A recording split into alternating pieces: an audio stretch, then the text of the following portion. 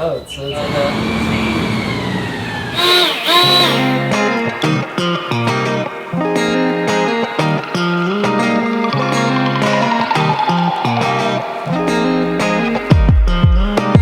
Guys, welcome back. We're just wrapping up this project. It went on the market this past week. As you can see, our for sale sign in the front yard. On this one, we didn't do a lot of work, but it really came together. You know, it's just those little details that you add to a place that really make it. Like this landscaping right here. We had our landscaping guy come in and clean up this front because before this was all just plain grass. So like this is just something that adds to the curb appeal of this property. Let's head back to the backyard. So we did do some more landscaping up here. We widened the bed just a little bit. Most of this is all original. We painted the house and we painted the trim. We continued the landscaping theme, adding some native plants. This is a 10 by 12 shed. This is the biggest shed you can build without a permit here in LA County. And it's pretty simple. We left it empty. You could use it for gardening tools if that's your thing, or if you need a little office outside the house, this would be a great place to do that. With these doors and everything, it's just a really nice feel to this backyard. Trying to continue the wood look through the property. You'll see it inside as well. Over here, we have like a little barbecue pergola area. I think you could also add a little sunscreen to the top if you would like it, but it would be a great outdoor space for the future owners.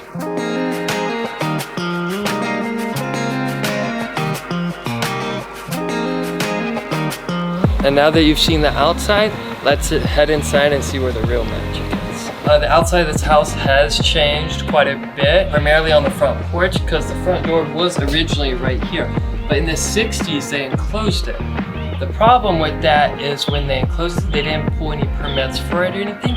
So when we had an inspector come out here, he gave us a couple options, and that was to get it permitted or tear it off. And the permitted route would have taken us roughly 6 to 7 months. So our option was to turn it back to original. And then we added this new window to replace the window that was here. And then continuing on inside, we have this really nice front door that adds a nice bit of character piece to the front of the house. We really like to use some like natural wood looks just to give character to our properties. One of my favorite things about this house is when we bought it, it had just some cheap floating floors in it, and we were able to pull those up, and the wood floors were in very rough shape, but we had a guy come in here. He was able to totally restore them to where they look really good. They aren't 100%, but they're like 90%. But most of this is still original as far as layout here. The fireplace was here. These little bookshelves were back here as well. We did do new baseboard in here and a quarter round, which turned out really well. We went with a 1x6 for the baseboard just to get a little bit thicker of a trim look. We redid the mantle over here. Previously it had been painted. We went with a red oak, and then we went ahead and put another piece of red oak up there just to try to like tie it together. It gives the house a very classic look, which we try to do with these houses, just give them some character and what was in style back when they were built too. This is a 3-bedroom, 2-bath, roughly 1,200 square feet. This is the first bedroom. So we went with that white veil on the walls. Just it's like kind of a creamy white. As we slide down the hallway, we have this little niche right here. We just rounded the corners here, and then we added a butcher's block countertop to it. It's just a great little storage spot. To here, this is the primary bedroom. It's pretty much the way original as well, outside of the paint. Put a new light in here, which gives it a lot more character. And then we also did a wainscoting on the back wall. This turned out really well. It gives the room just a little extra. And walking off from the primary bedroom, we have the bathroom. We did a new vanity, and then we have a bathtub in this corner. We had our tile guy, Brendan, hook this up with a nice surround.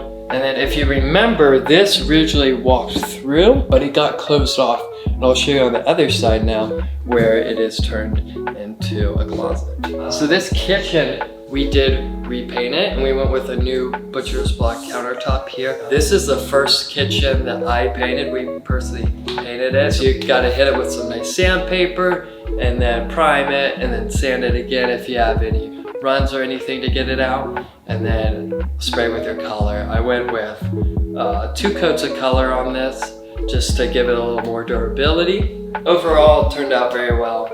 Sarah picked out these gold hinges, which go really well with this kind of gold colored looking wood that we have here, and two little uppers there on each side of the sink as well. So originally this house had your standard stove hood, but here we went and just built a box and then mounted a stove hood inside of it. Just gives it a little more character, and that's what we wanted to add to this kitchen and this house primarily too, because when we purchased it, it felt a little bit stale. We were able to keep the quartz countertop. It's still in pretty good shape, and this quartz is very durable stuff. We also added a few little light fixtures in this room because originally it was all just can lights.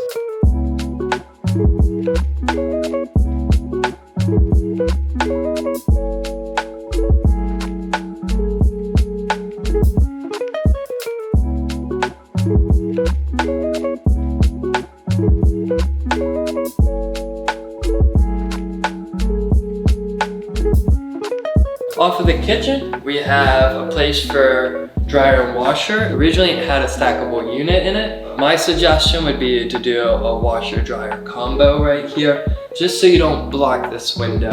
And then off of laundry room slash little like mud room coming in from the back of the house, we have the second bathroom. Sarah chose this ivy style green tile for the back wall, and then we have a bunch of whites, and then we have a little black and white checkered tile going on the floor. We really enjoy like this bathroom. It kind of has a little mood to it, a little spice to it. We have this little pedestal sink, and it's got a lot of nice gold accents, which fit this bathroom so well with the darks and the lights, and just the color combination is so nice in here.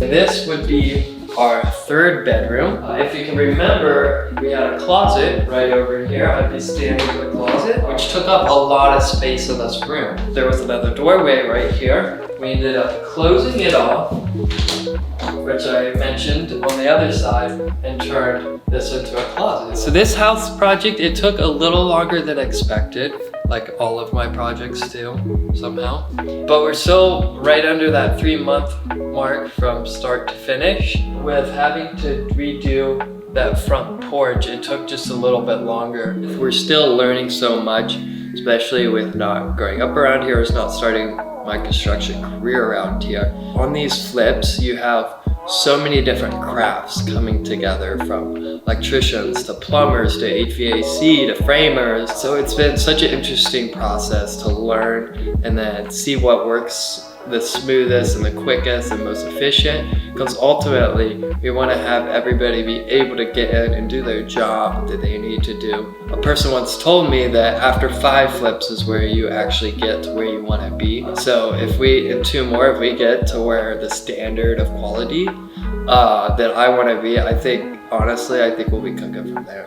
I just want to say thank you so much to all the guys that came in and helped build this into what it is, from our tile guys to our drywall guy, Joel, for doing most of the painting in this house by himself. It was just a massive blessing to have all this team here that can do this. Our interior design, my sister Sarah, her imagination is just a wonderful place. And then as well as Lamar and his energy he brings onto these projects. And I also want to thank you guys for watching these videos. It means a lot. I love being able to share what we do, and hopefully it gives you inspiration to do your projects. We'll see you here in a couple weeks when we get to a new house.